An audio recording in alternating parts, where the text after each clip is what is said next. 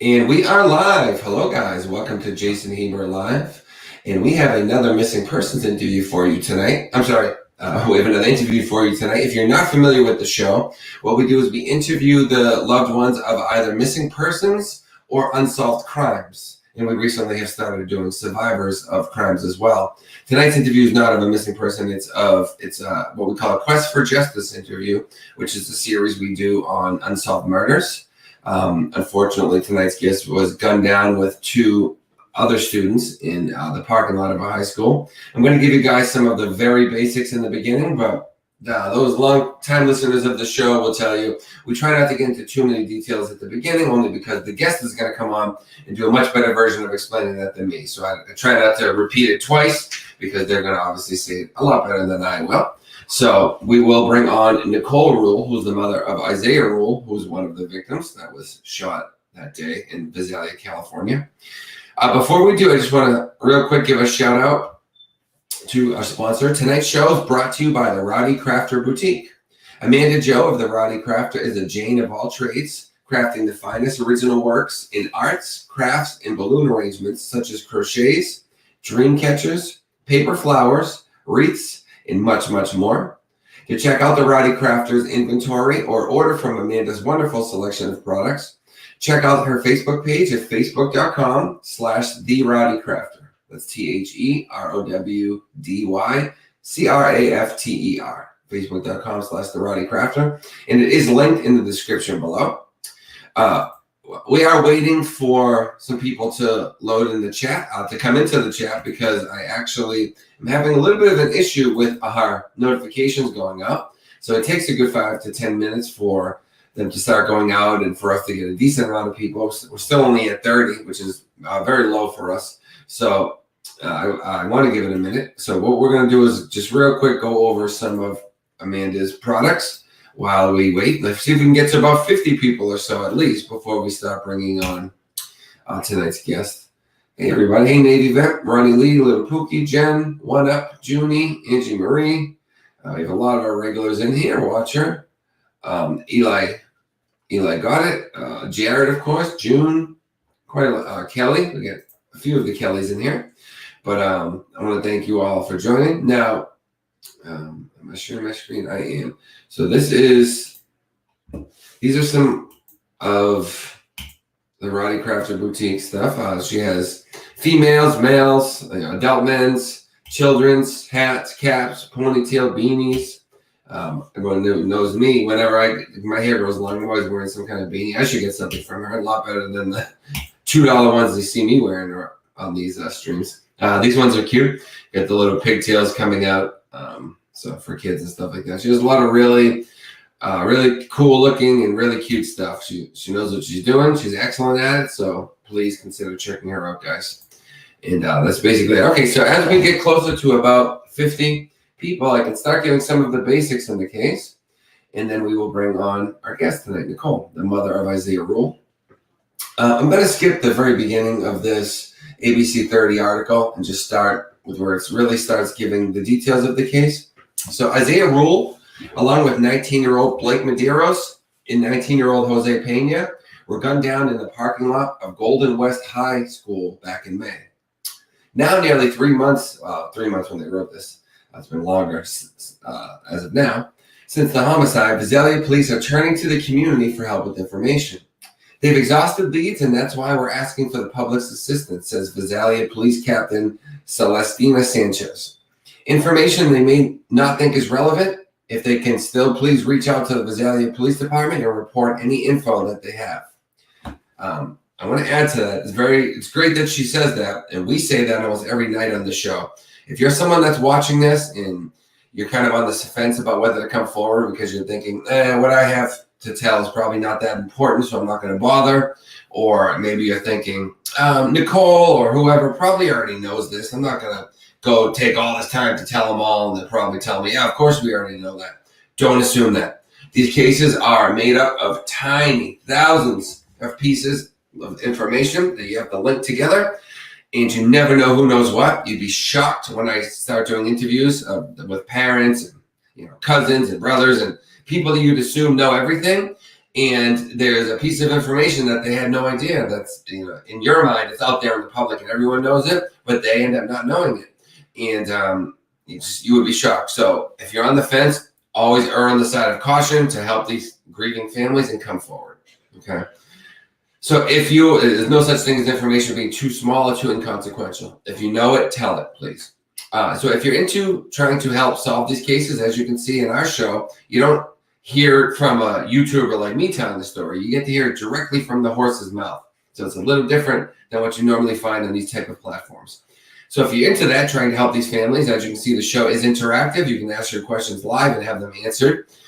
Click subscribe below, set the notification bell to all, and you will be notified every time we are set to go live. And you can help out. These families desperately need you, so please consider coming forward and helping out. Anyways, I will now bring on our guest, who's Nikkole Rule. Nikkole, thank you so much for joining us. So sorry for what you're going through. Of course, I couldn't even imagine being in your shoes, and I want you to know that you have my support as well as my team and everybody in chat, which is about 50 people now, and I guarantee it'll be hundreds by the end of people that will, show you their support, that will start coming to your group and helping there and doing everything they can to help out. So we just want you to know that you're not alone, and we thank you for having the courage to come forward tonight. Thank you. Do you want to start by maybe tell us a little bit about Isaiah, who he was? Tell us a couple, maybe a story or so, just to get us an idea of, who he was, a young guy, handsome kid. That seemed like a very happy kid, always smiling in all those pictures, having fun with his friends.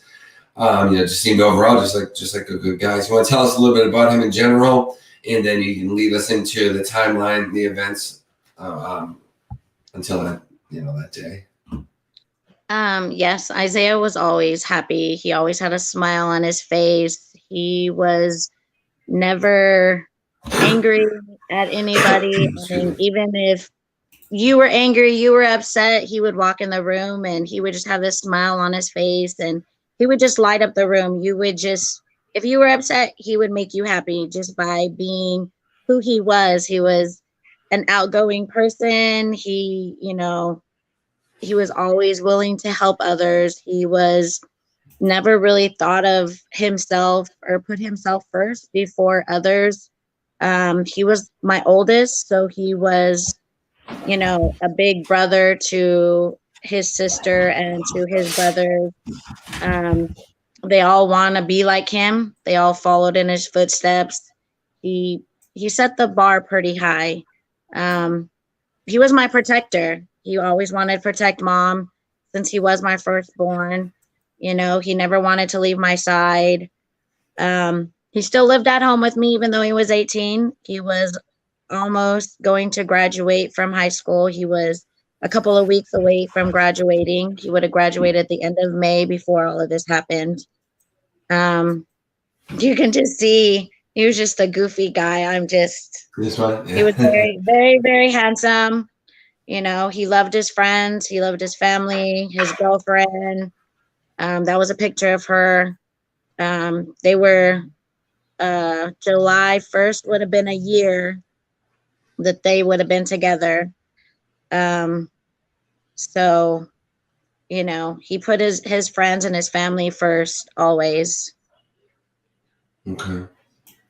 Yeah, sounds and looks like a great guy. From everything I could see on his page, I didn't see anyone saying a bad word about him. Everyone seemed to, of course, miss him and just be nothing but good things to say, kind words to say about him, which is awesome to read. Right. He was a good kid. Okay, so do you want to start?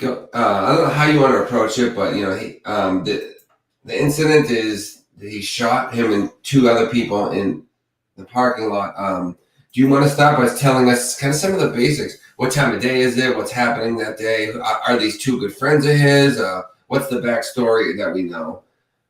Okay, so that day it started off like any other day. It was May 5th. It was a Tuesday. It wasn't a Friday night. It wasn't a Saturday night. It wasn't something that, was, oh, let's go party or anything like that. Blake, which was his best friend, which was also one of the boys that was shot. Um, Hmm. he was like a son to me. He lived here with me off and on, in the last year. He was actually Oh, here with me, and that day they had took off, went and got something to eat, came back, fell asleep for a little while, and then he took off again with one of his friends. And it was about maybe 9 o'clock when he came back inside, and I was sitting at the kitchen table, and I was like, son, I just made dinner. And he was like, I know, mom, but I'm going to go get some tacos. And his girlfriend had just got off of work. She was inside and she didn't want to go with them. So I was like, okay, well, I made dinner. And he was like, no, I'm going to go get some tacos. And he said, I'll be right back. And he did this little laugh that he always does. And he walked out the front door. And that was the last time I ever seen him.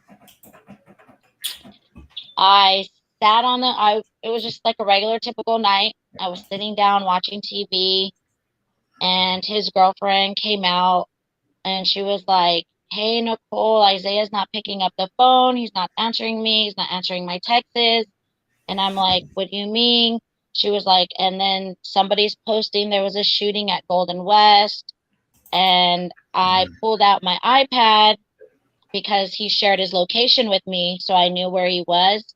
And I pulled out and I opened up the location, and it said that he was at Golden West, but it had moved. And I was like, no, he's moving, but he was still in the vicinity of Golden West.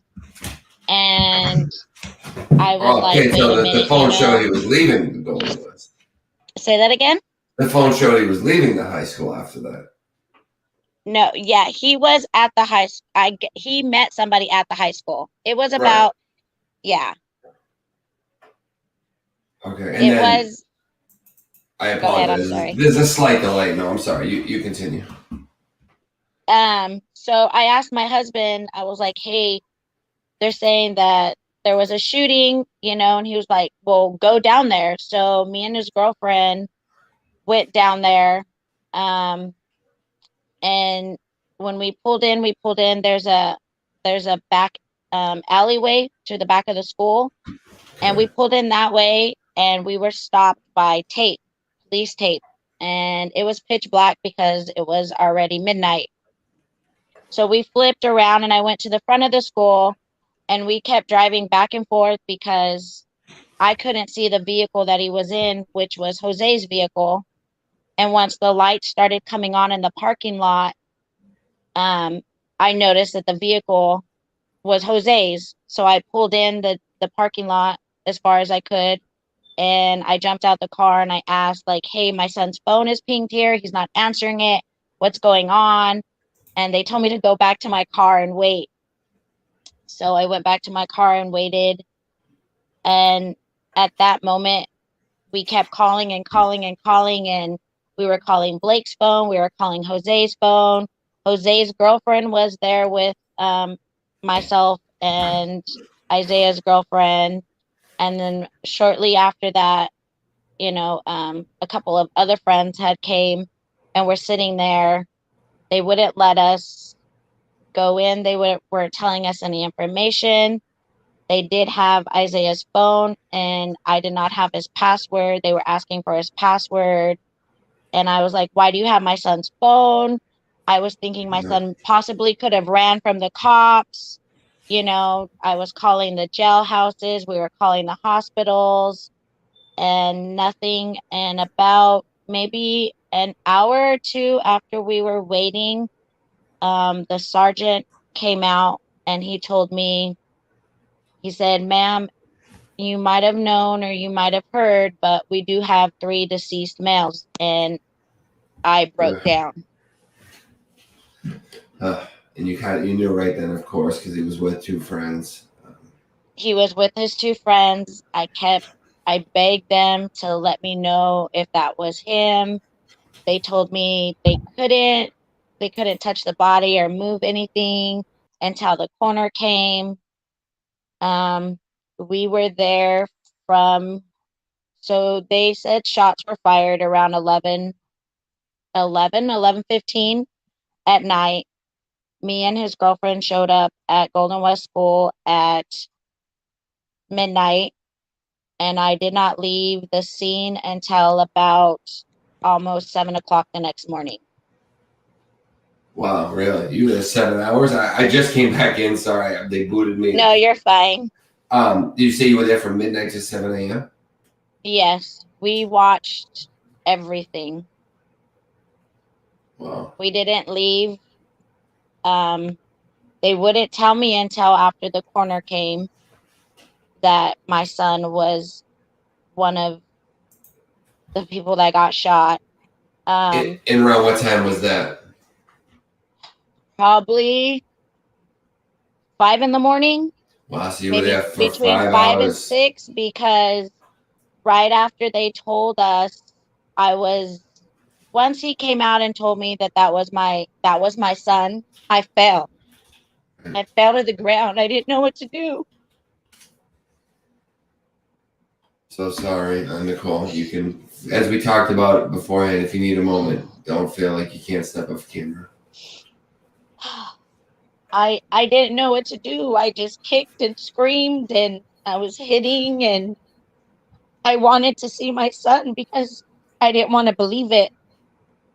But they said that they had already took him, and I had a panic attack. They were trying to get me to go to the hospital. I just didn't want to be there anymore. I wanted to leave. So, yeah, we were there for about 7 hours, and I kept begging them and begging them, you know. And as a mother, because what police officer would let somebody stay there and watch them work a crime scene for that long, not knowing that was their child? If that wasn't my child, they would have told me, no, ma'am, go home. I'm sure your son would come. I'm sure he's just out with friends. But they knew. Yeah. And I begged and begged and begged, and they wouldn't tell me. I can't even imagine, Nikkole. Absolutely awful. And whoever did this needs to be found out. So let's start there. You know, all the obvious questions. I mean, did he have any enemies? Had anyone threatened him?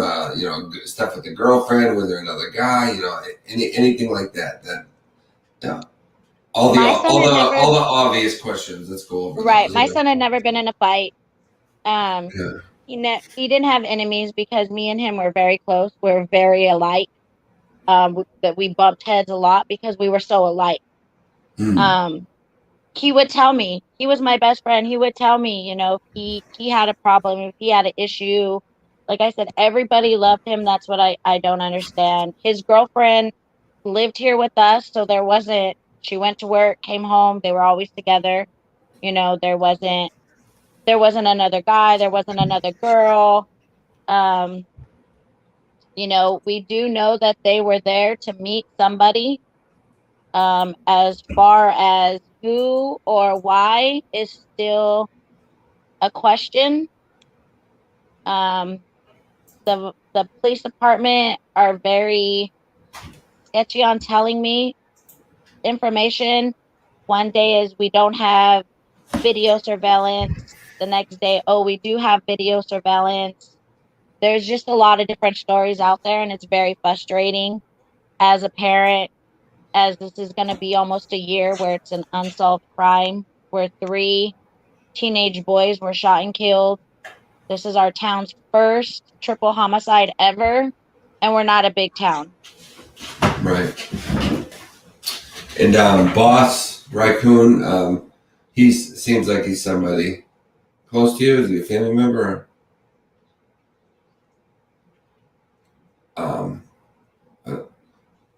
No, they weren't involved in gangs.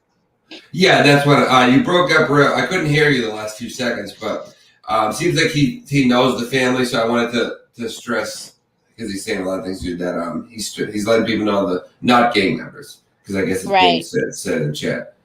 I didn't hear what you said before that though. It went kind of silent. But, yeah, so we're putting that screen just so everyone knows, not gang members, guys. So just please know that. Was this an area in California where that stuff exists at all though? Like, could it have been a misidentification?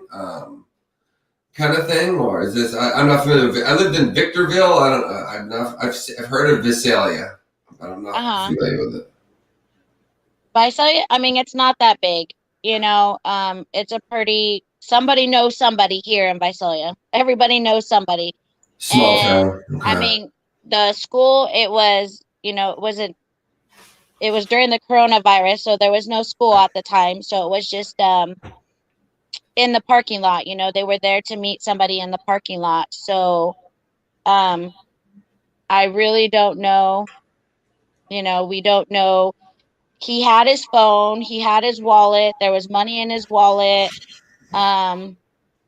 I was able to get, his earrings, his nose rings. So it wasn't, to me, that doesn't tell me that there was a robbery, because you didn't steal his phone, you didn't take his money, Right. you didn't take anything valuable. So me personally, I ruled that out myself. Okay. And Jen asked, was there CCTV on the in the parking lot of the school? So the police, they're saying that there was certain cameras at certain views, but where the shooting began, they're saying that they don't have video footage of that. They have video footage of where the car ended up, and they have video footage of people taking off on foot from the parking lot. And they do have video cameras. They have video camera footage of people running through the parking lot after the shooting, correct? And a car fleeing the scene.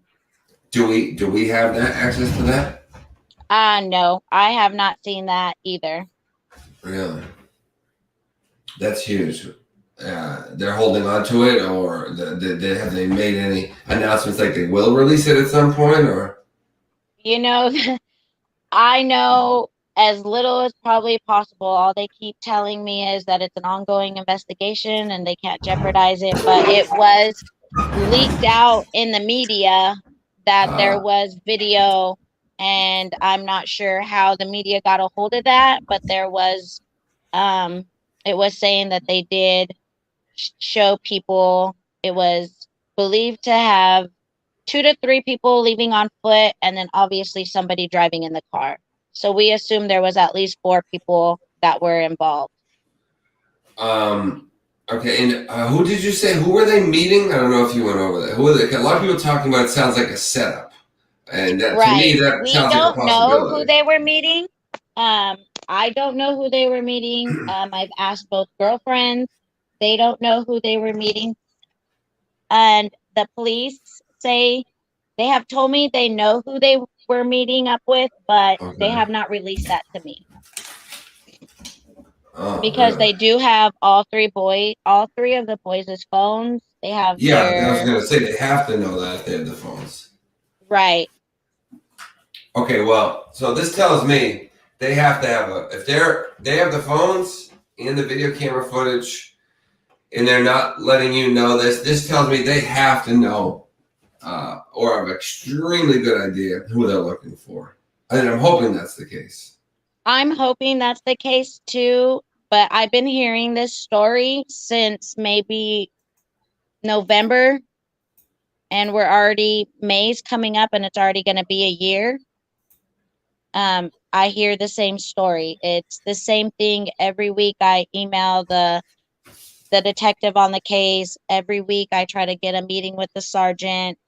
I talked to the sergeant maybe a couple of weeks ago, and I asked, what can I do? How can I get his story out there? How can I get this out there? Can I go out to the media outlets again? Could I raise more money for Crime Stoppers? Can I have justice walks? Because we've had justice walks to make people more aware of what happened here. Like, hey, this is still an unsolved crime. 3 boys are gone. And pretty much it was like, none of that's going to matter, because whoever did it is, they're They just need to come forward. And I was totally crushed by that. How are you going to tell a grieving mom that that's not going to matter? Right. Huh. I gotta tell you that since I started doing this, interviewing people, the biggest shock to me is how often you hear this kind of stuff about the police. You kind of grow up just with an idealistic view that the police do a great job and they get the job done and all that. But I got to tell you, for every one time I hear a positive thing about police, I hear 10 times that they seem to be doing a pretty poor job of even caring to do anything. Right. I've reached out to several people that lived around in that area and asked them, hey, did you have video footage? And they've told me that they have gave it to the police department, which they haven't told me that they have gotten video from other homes. They said maybe about 30 minutes before they heard the shooting and all the sirens, that the police were there in the school doing a patrol.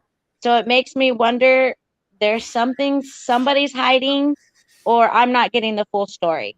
And it's very frustrating to me as a mother. I wake up every morning believing my son's out living life. I don't know how to accept this, and I don't know if I ever will. But I'm going to stay fighting for my son until he gets the justice he deserves, along with his friends, because I have nothing else but to fight for him. Yeah, I mean, you're doing everything you can. You're doing an amazing job for him. You're representing him extremely well tonight, and you're living on and just trying to help get answers. So you're doing everything you can, Nikkole. So please don't try not to beat yourself up too much, because you're doing everything correct that you should be doing for him, and you're an amazing advocate for him. You're doing a great job. Again, I interview people almost every night, but it's a totally different thing sitting here and doing the interview versus being in you guys' shoes. So I don't even pretend to try to know what it's like. All I can do is just try to help in any way that I can. But I want you to know that you're doing an amazing job. It's impressive how much work you have done so far, actually, and I think you're going to get the answers that you need, because it's only a matter of time. And someone knows something in this case. I think the police might know something, but Right. Either way, someone knows something. So what I'm hoping with an interview like this, what I'm hoping is that, and especially with kids this young, I can guarantee you that the word's going around right now that this interview is happening, and that there's got to be some kids out there that are on the fence, maybe a girlfriend of some kid who heard what happened and doesn't want to get involved or whatever, but she sees this, or he sees it, whoever, and says, I got to come forward. I can't hold this in anymore. That's what I'm hoping something like this causes. But I want to do something that we typically do towards the end of each of these interviews. But before I do that, Angie Marie says the investigators should be able to get a warrant for Google to confirm who was in the area during that time. That's an interesting point. I mean, who knows? At this point, we don't really know what they're doing. They seem not to be releasing it, but that's something that's good to know. A lot of people in our chat saying you're doing an amazing job. You're an incredible mom. All things like that. Everyone, please, the link to both Nikkole's profile and the Justice for Isaiah Facebook page is in the description below. So, once this is over, please go to those, especially the Justice for Isaiah page, join them, learn more about the case, let her know you're here for her, and, we'll take it from there. But it helps these families knowing that they're not alone. Yeah. These interviews help because of you guys, not because of me. I'm just sitting here talking, but it's them seeing hundreds of people in the chat that they know that you guys are no, we're not going to give up on their kids. So please, guys, go forward when this is over and continue the fight. But what I was going to say is I do this towards the end of each interview. I feel it's the most important thing is I would like for you, I'm going to put myself in the background like this so that it's only you. And I would like for you to get a word out to anybody out there who may know something, who for whatever reason is choosing not to come forward. Maybe they're scared, maybe they don't care, maybe they're not sure, maybe it's like I said earlier, where they think what they know isn't important enough, or whatever the case may be. This is a chance to speak directly to them so that they can see, what them not coming forward is causing, and for you to let them know how important it is to you for them to come forward and help end this. So would you like to speak directly to them? As a mother, I want you to think, if this was your mother, what would your mother do if this was you? This happened to you. If your mother was going through the pain that I'm going through, that other parents, that other families go through, it's not just me that hurts, not just his brothers, his sister, his dad. It is everybody that he is in contact with, his family, his friends. How do you think that would feel if this happened to your family? How would you feel if nobody came and said, hey, this is what happened. I know what happened. I know, it's just, it's so hard to put into words because it's so frustrating, because somebody does know something. Somebody knows. I go out shopping and I'm like, does this person know who I am? Do they know something? Do they know my boy? They must know my boy. They must know something. How do 3 boys just get shot and nobody knows anything? You broke down 3 families, not just one, 3. Imagine if this was something your family had to go through. You had to see your mom or your dad crying every night, every morning. Couldn't work, couldn't cook, couldn't take care of the family anymore. It is the worst pain. So I beg you, anybody that knows anything, you might not know. It could just be like, hey, I saw that car in this area. It could be a key to this investigation. Share the story. Help me get this story out there, because somebody knows. Somebody knows something. Somebody knows who took my baby that night. Somebody knows who gunned down 3 boys. For what? What did you accomplish? You destroyed 3 families. 3. You ruined 3 families. I will never be a grandma. My son will never get married. He will never have kids. He didn't even get to graduate from school. I will never see him get to be married. I will never have a mother and son dance. I will never get to experience those things with my son. His life was not over. You took it from him. He would have never left me. You robbed us, and you stole a precious boy. You stole my baby. I just want you to imagine this is your mother crying, begging, and pleading. Please, anybody, just come forward. Yeah, please. We beg you guys. I can't add any more to that. That's why I do this as self-explanatory can be. This, if you know something, you have to see how this breaks people apart. It's absolutely devastating. It's unbearable. I can tell you that my uncle was murdered about 30 years ago, and it still destroys my mother. That was her brother, of course. And so these things don't go away. The pain doesn't go away, guys. So I don't. I have some firsthand. I've had a friend also who was killed, so I have a little bit of knowledge when it comes to it. And you got, if you know something, please. I'm speaking directly to someone who knows any information. I understand when you're kids, you never want to be the person to tell on someone or to come forward, and you don't want to be that one. But when you grow up a little and you start to see how life really works, the right thing to do is to come forward, and you need to say what you know, every bit of it, who did what and why. Somebody knows something. There's no way there was a meetup in a public in a school, 18-year-old kids all texting each other. There's no way, in my mind, probably 10, 20 people know what happened, but there's no way at least one doesn't know what happened. There's no way, guys. So please, we beg you, come forward, and that's it. It's no one's trying to get you in trouble. They just want to know the answers and find out who did this. They're the ones in trouble, not the one who gives information. But that's basically everything on my end. I wanted to say in regards to that, Nikkole. So we have the justice page for Isaiah. We have your page, your Facebook page. What is the police department? Is it Vasalia Police Department? If someone has information and wants to come forward, Vasalia Police Department, and the officer in charge is Detective Segura.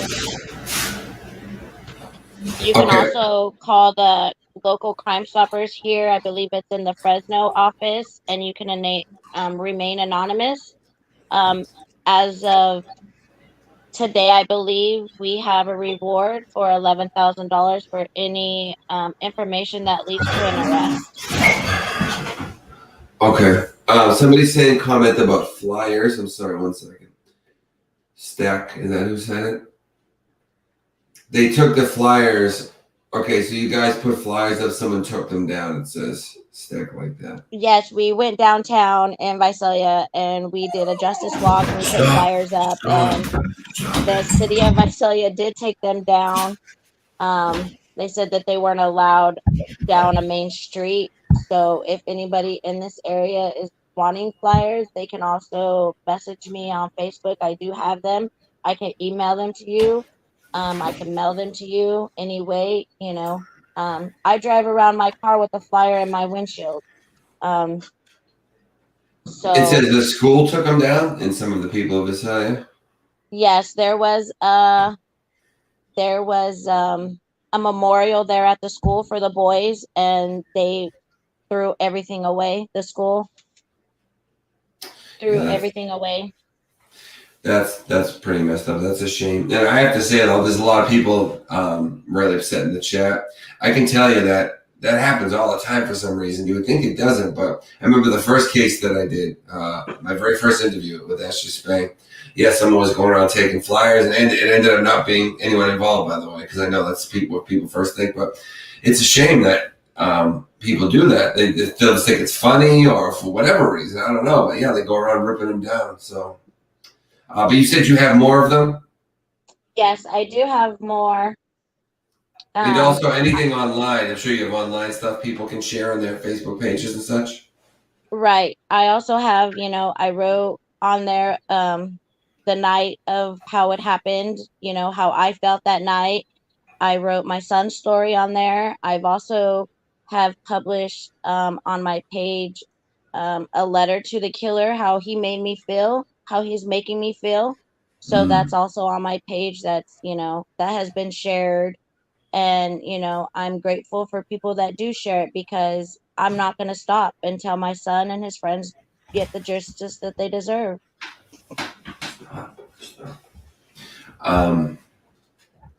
Yeah, and if someone does want to come forward, whether it be sharing flyers, things like that, or any search, do you plan any searches? Are you planning anything that people can help get involved?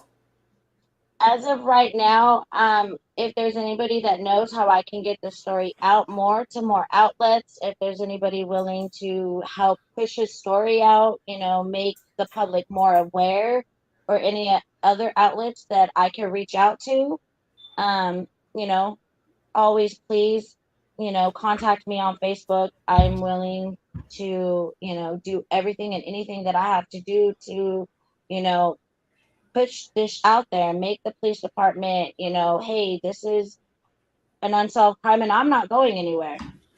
I'm not going anywhere. This is not going to be a cold case, because I'm not leaving and I'm not going anywhere until this is getting solved. Right.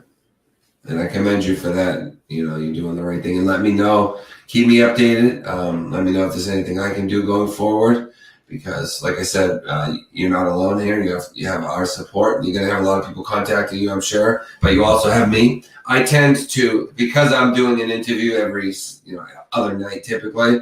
A lot of times I'm a little tied up. But if you message me, if something comes up, make sure to message me just to make sure I saw it or I'm aware of it, and then definitely I'll respond and I'll help out in any way that I can too. So just make sure to please keep me updated with everything that goes on.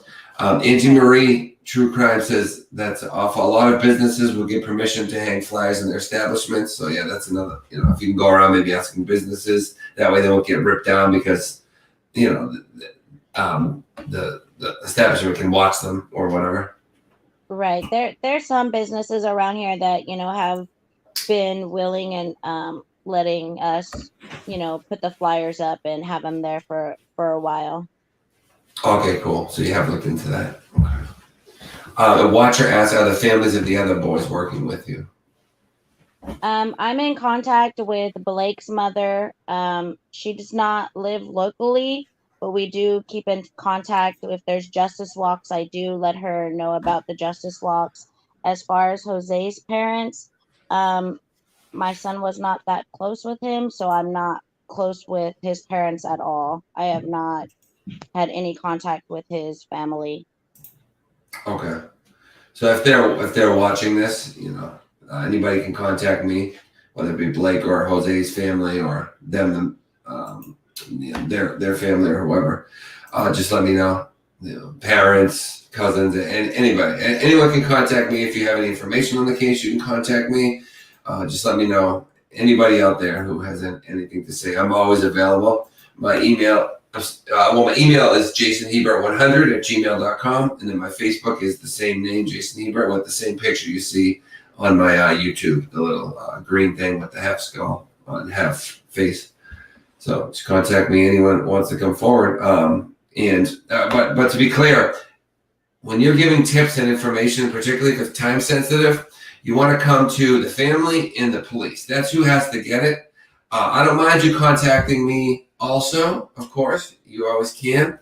But it's really not a good idea to just contact me and to avoid the family and police. That's where it needs to go to, particularly if it's time sensitive. God forbid you tell me something and I don't get it to them in time. So make sure you get it to them, but you can also contact me if for whatever reason you're not comfortable contacting anyone but me. I am there. Nikkole, is there anything I didn't think to ask or the chat didn't think to ask that you feel is important to get out there before we conclude the interview? No, I just, if anybody knows anything, just please come forward. This could have been your brother, your cousin, your nephew.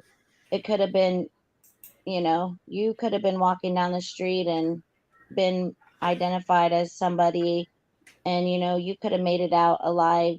Unfortunately, my son and his two friends did it, and it's tearing us apart. It's tearing our families apart. It's tearing, the community apart, and it will never be the same ever. you know we will never have the same life, and it's very distraught. It's very sad. Right. Um, in real, I don't think we went into too much depth on this, but before we finish up, um, as far as his girlfriend, has that been looked into at all? Did they have a good relationship? Where does that stand? Oh yeah, they had a great relationship. Both the girlfriends went in the next day, gave the police their phones. They took copies of their phones, so there's no indication of anything on the girlfriend's Okay. part. So I have no. I mean, his girlfriend, I consider like a daughter. She stays over here. She'll come visit me. All his friends still come visit me. We get together once a month and have a barbecue, and we just laugh and talk, and we reminisce on my son and his friends.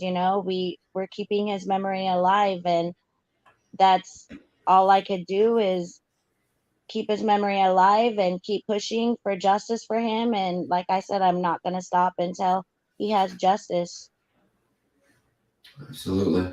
And just to be clear, any names that we've mentioned here today, whether it be something positive, negative, or whatever, we make no hard accusations. It's all just alleged, and it's all just us trying to figure out, what happened. So if your name was brought up today, and you don't like something that was said or something, we don't mean it to be accusatory. All right, it's just us trying to find answers. That's all. So everything is just alleged. Sorry, guys, my dog is making a lot of noises and crying. I apologize for that. All right. Well, I think as you said that pretty much covered everything on your end, and I think I got my questions answered. We showed some pictures there, so everyone, you guys, please don't give up on it. Keep coming forward and go into the Justice for Isaiah page. If you joined this live stream more than like 10, 15 minutes before we started, you may not see it there, the Justice for Isaiah page, because I added it after, right before we went live. So if that's the case, just hit reload and you will see it.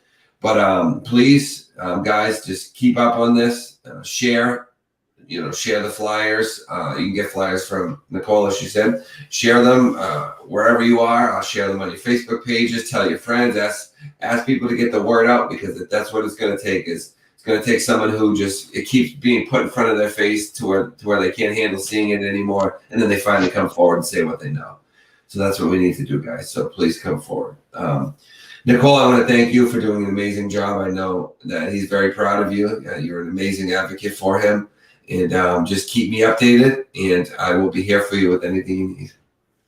All right. Thank you so much. And thank you. Have a great night. You too. Thank you. All right, guys. Thank you. Sorry about that. My dog was kind of going crazy. I don't know if you guys could hear him, but he kept scratching against me, and it's completely distracted me. So in the end there, that's kind of why. If I seemed a little distracted, that was why. Sorry about that. But she did a great job, and I just want to thank you guys all for coming in here. It looks like everyone's saying they didn't get notifications. I don't know how many went out, but we only had about like 70, 80 people at the top here, which is a little less than normal, so I don't know why notifications weren't going out. But hey, either way, it's enough people.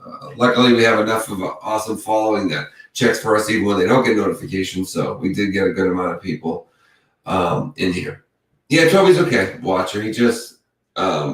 I don't know. He probably wants water. He has 3 things he cries for: up, down, and water. If he's up, if he's down, he wants to come up. If he's up, he wants to come down, or he wants water. He did stop crying when I put him up. So maybe that's what it was. So it's weird. Usually up means the bed, though, not on my lap. But either way, I guess he wanted to come up on my bed, on my lap. And I'm going to give him some water as soon as we're done.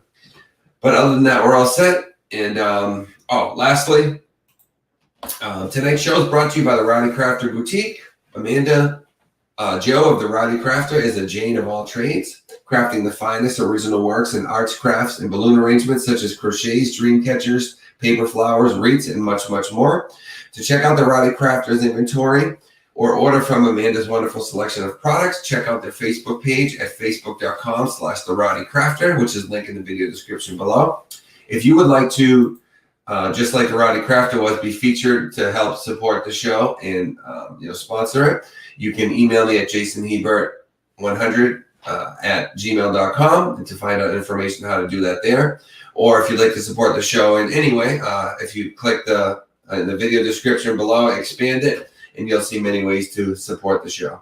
Kelly, it's tons of people didn't get notifications. Sorry about that, but it'll be up as soon as I ended here. You'll be able to watch it from the beginning. So good night to everyone. I love you guys. Thanks for joining us. And no, this video will be posted. It'll literally be up the minute I finish here. Or sometimes it takes a few minutes to process or whatever, but it'll be up permanently. All right. And I love you guys. No, Junie, we're doing Kelly either Saturday or Sunday.